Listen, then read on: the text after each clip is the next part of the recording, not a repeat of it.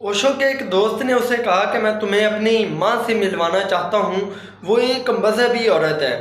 ओशो राज़ी हो गया। जैसे ही वो उस खातून से मुलाकात के लिए उसके घर पहुँचा तो उस औरत ने पूछा कि तुम इस माशरे पे बड़ी गहरी नज़र रखते हो, बड़ा डीपली इसको ऑब्ज़र्व करते हो, बहुत ज़्यादा किताबें पढ़ते हो, तुम आजकल कौन सी किताब पढ़ रहे हो? तो ओशो ने जवाब दिया, मैं आजकल कुरान पढ़ रहा हूँ। वो औरत गुस्से में बोली कि तुम कैसे हिंदू हो जो मुसलमानों की किताबें पढ़ते हो बजाय अपनी किताबें पढ़ने के। जैसे ही ओशो उस खातून से मुलाकात के बाद वापसी के लिए रवाना हुआ तो उसने अपने दोस्त से कहा कि तुम तो कहते हो तुम्हारी माँ एक मजहबी औरत है, जबकि वो मजहबी नहीं, एक फ़िरका परस्त औरत है।